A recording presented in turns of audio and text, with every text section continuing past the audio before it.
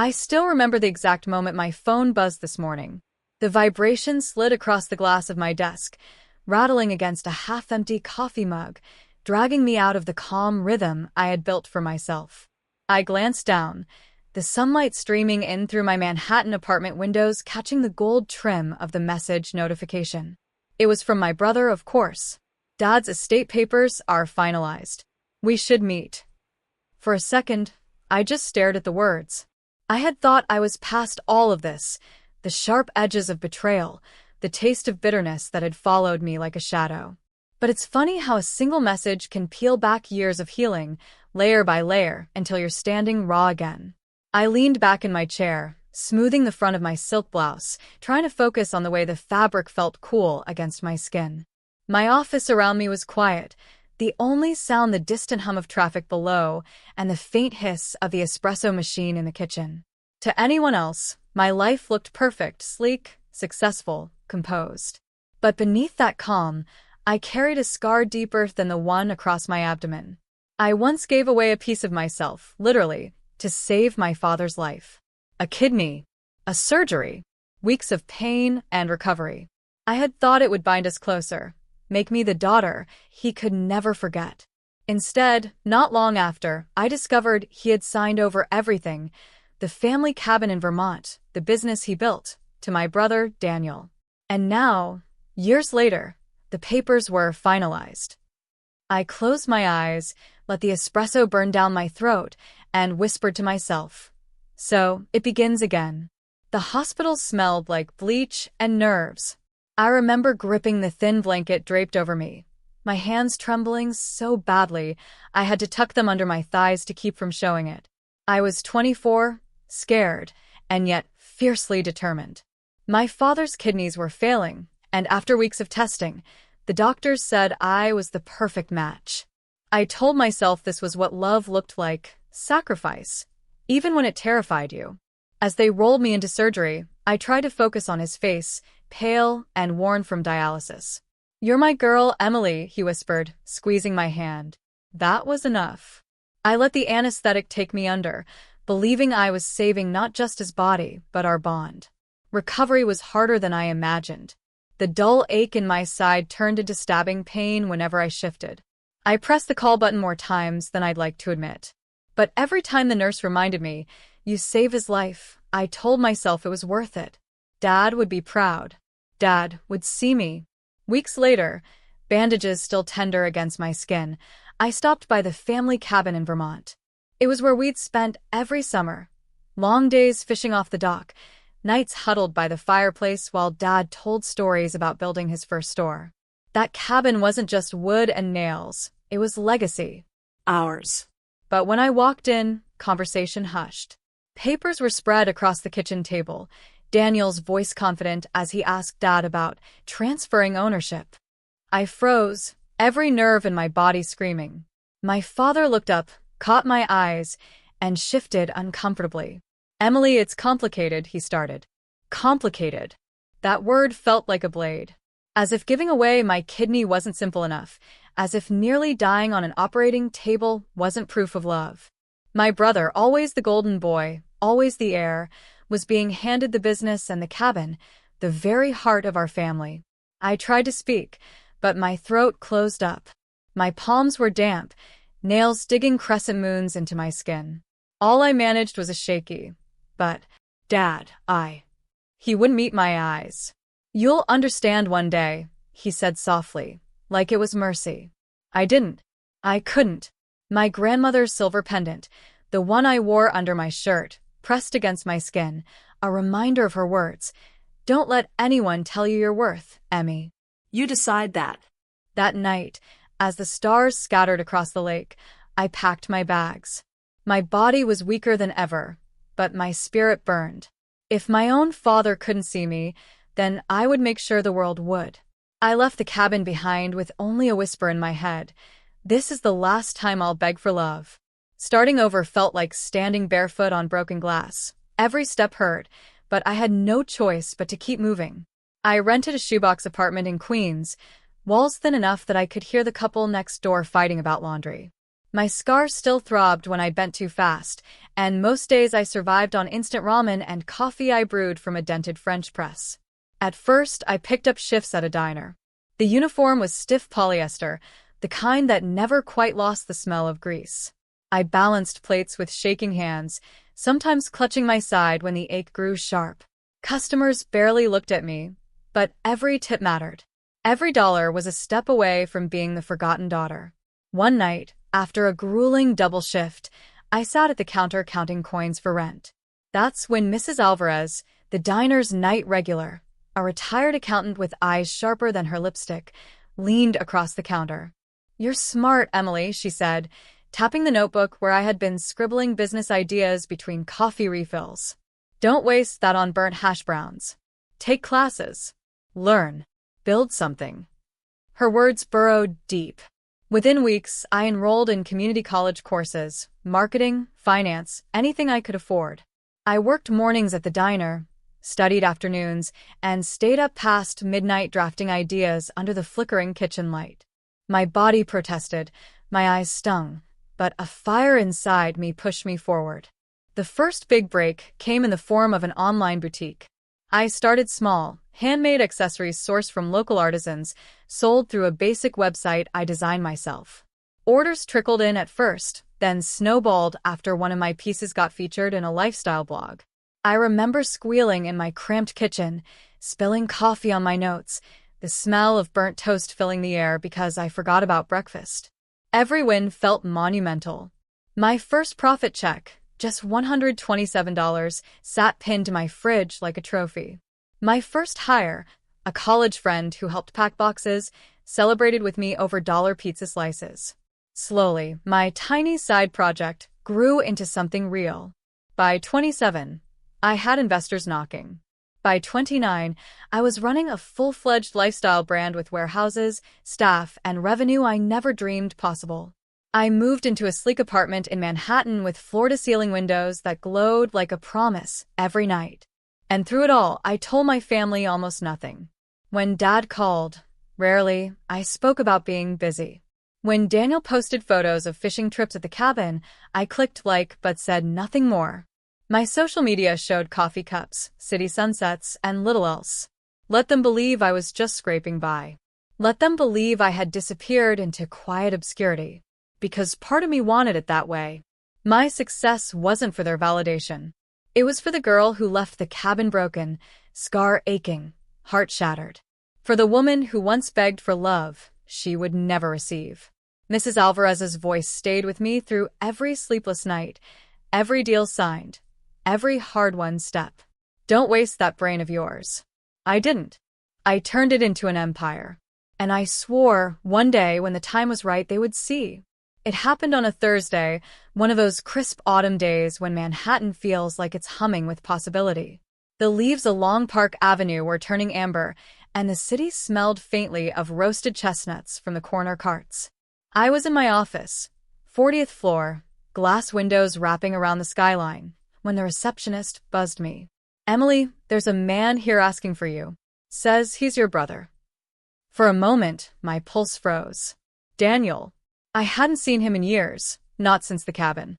My hand hovered over the edge of my desk, fingertips brushing the smooth oak, grounding me. "Send him up," I said. My voice sounded calmer than I felt. Minutes later, he stepped into my office.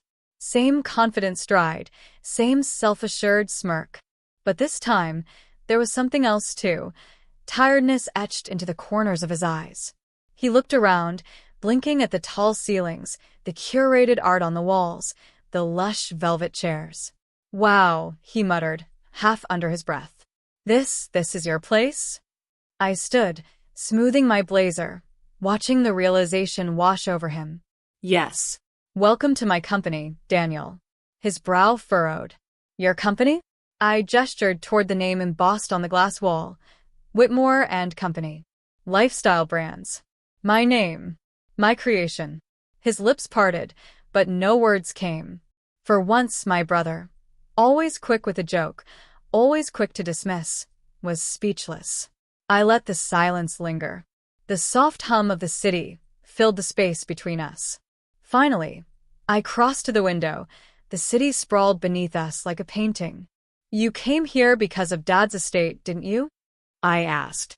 He swallowed hard. The papers, everything's finalized. The cabin, the business, it's all mine now. His tone carried pride, but I heard the tremor beneath it. I turned, meeting his gaze head-on. Funny. You got the family's scraps, Daniel. The hand-me-downs. I built something from nothing. I walked back to my desk, fingers gliding over the polished wood. Every scar, every sleepless night, every time I thought I'd break, I turned it into this. He shifted uncomfortably, eyes darting around the room again. The modern art piece above the sofa, the awards lined up on the bookshelf, the framed first profit check for my boutique days. Proof of every mile I had walked alone. You never said anything, he finally whispered. I almost laughed. Why would I? So Dad could shrug it off. So you could tell me it wasn't enough. My voice wavered, but I steadied it, steel beneath velvet. I wanted you both to underestimate me. Because there's a power in being invisible until the moment you decide not to be. He dropped into a chair, burying his face in his hands. For the first time in my life, Daniel looked small, vulnerable. When he finally looked up, his eyes were wet. I didn't know. No, I said softly, leaning against my desk. You didn't want to know. The truth hung heavy between us, the years of silence pressing down. I let him sit with it, let him take in the weight of my world. Finally, I leaned forward, voice low but steady. You may have Dad's cabin. You may have his business. But what I have, I built with my own blood, my own sacrifice.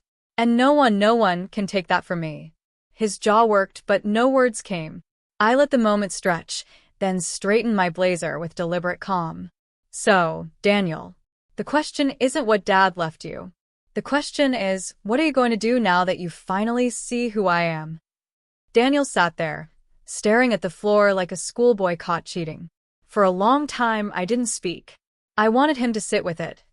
The weight of my success, the sharp contrast to the version of me he and Dad had written off. Finally, I folded my arms, letting the silence break under my voice. So, what is it you want from me, Daniel? Money? Partnership? Or just forgiveness without the work? His head snapped up. I don't. He stopped, rubbed his temples. Look, things haven't been as easy as I thought. The cabin's falling apart. The business, it's not what it used to be. Dad left me with more debt than assets. I thought I could handle it, but he sighed, deflating. I need help. The irony was almost bitter enough to laugh at. I thought of the nights I lay awake in that shoebox apartment, rent overdue, scar burning. No one helped me then. I moved to the window, letting the city lights frame me. Help, I repeated softly. Do you have any idea how many nights I cried myself to sleep, Daniel? How many times I thought I'd collapse from exhaustion and still dragged myself forward? You and Dad didn't see me. You didn't want to. He swallowed hard. I'm sorry. The words hung there, but they weren't enough. Not yet. I turned back to him, voice firm now. If you want my help, here are my conditions. His eyes widened. 1, I said, ticking it off on my finger. You will acknowledge, out loud and in writing, what I did for Dad. That I gave him my kidney. That my sacrifice saved his life. I won't let that truth be buried anymore. He nodded quickly. Done. 2, I continued, stepping closer. You will stop hiding behind entitlement. No more playing the air, no more excuses. If you want to save Dad's business, you'll actually work for it. Learn. Sweat. Earn it like I did. His shoulders stiffened, but he said nothing. 3. I paused, my voice softening just slightly. You will let go of the cabin. Sign it over to me or sell it. That place isn't just timber and stone to me, Daniel. It's where I was betrayed. I need to reclaim it on my terms. Otherwise, I'll never heal. That one made him falter. He leaned back, exhaling. That's a lot. I held his gaze, unwavering. So was giving up part of my body. Silence filled the office. He knew there was no arguing with that. Finally, he nodded, slow and heavy. Okay, I'll do it. I exhaled, tension leaving my shoulders. For the first time, I saw him not as the untouchable golden boy, but as a man realizing the cost of his privilege. I walked back to my desk, resting my hand on the pendant under my blouse. My grandmother's words echoed in my mind. You decide your worth. And I had. Good, I said softly but firmly. Because this isn't revenge, Daniel. It's balance. If you're willing to change, I'll stand beside you. If not, you'll face it alone. Your choice. He swallowed hard, then whispered, I'll change. For the first time, I believed him. The weeks that followed surprised me more than I cared to admit. Daniel kept his word. He came to meetings at my office, sitting through long strategy sessions about supply chains and marketing, listening instead of dismissing. At first, he fidgeted, restless, the way he always had when someone else held the floor. But slowly I saw something shift. He asked questions. He took notes. He stayed late. The paperwork for the cabin transfer came through one cold November morning. I held the deed in my hands, the ink still smelling faintly sharp, and felt something inside me ease. That cabin had once been the place I lost everything. Now it was mine to rebuild, or to let go of. For the first time, the choice was mine alone. Daniel stopped by a week later with a folder under his arm. For you, he said, sliding it across my desk.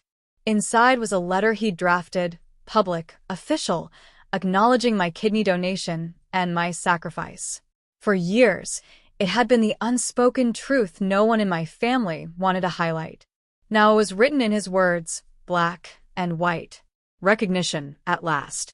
I read it slowly, the pendant at my neck warm against my skin.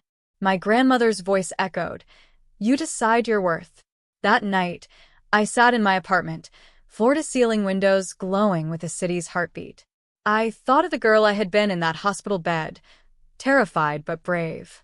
I thought of the woman I became, building an empire from ramen nights and sleepless mornings. The pain hadn't been wasted. It had carved me into someone stronger, someone who no longer begged for love, but defined it for herself.